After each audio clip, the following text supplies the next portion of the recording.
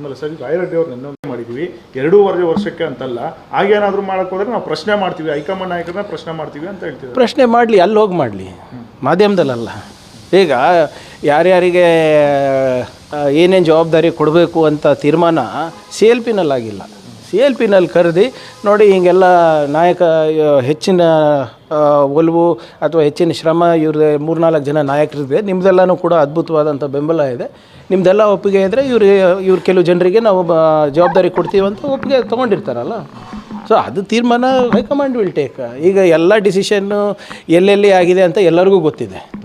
ಅದು ಡೆಲ್ಲಿನಲ್ಲಾಗಿದೆಯಾ, ಇಲ್ಲಿ ಬೆಂಗಳೂರಿನಲ್ಲಾಗಿದೆಯಾ, CLPನಲ್ಲಾಗಿದೆಯಾ, everybody knows it. Whatever it is, we are party will take decision. ಈಗ how is CLP formed? CLP ಹೆಂಗಾಗುತ್ತೆ? ಪಾರ್ಟಿ MLAಗಳಿಂದ. ಪಾರ್ಟಿ ಬಿ ಫಾರ್ಮ್ ಬೇಕಲ್ವ ನಿಮಗೆ?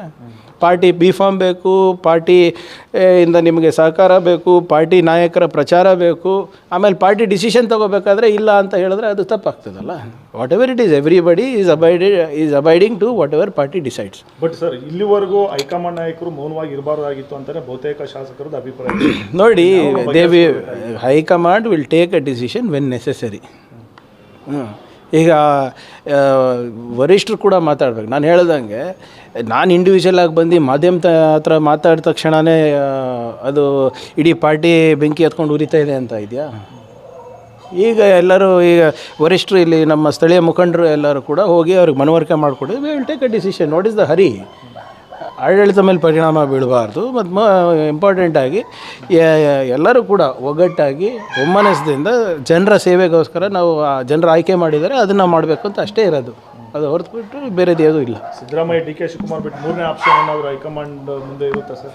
ಈಗ ಸಿದ್ದರಾಮಯ್ಯನವರು ನಮ್ಮ ಮುಖ್ಯಮಂತ್ರಿ, ಶಿವಕುಮಾರ್ ಸಾಹೇಬರು ನಮ್ಮ ಉಪಮುಖ್ಯಮಂತ್ರಿ ಹಾಗೂ PCC ಅಧ್ಯಕ್ಷರು. ಈ ಈಕ್ವೇಷನ್ ಚೇಂಜ್ ಆಗಬೇಕು ಅಂದ್ರೂ ಹೈಕಮಾಂಡೇ ತೀರ್ಮಾನ ತೊಗೋಬೇಕಲ್ಲ. ಹೊಸ PCC ಅಧ್ಯಕ್ಷರು ಯಾರಾಗಬೇಕು ಅದ್ರ ಬಗ್ಗೆನೂ ಆಗಲೇ ಶಿವಕುಮಾರ್ ಸಾಹೇಬರು ಸ್ಪಷ್ಟೀಕರಣ ಕೊಟ್ಟಿದ್ದಾರೆ.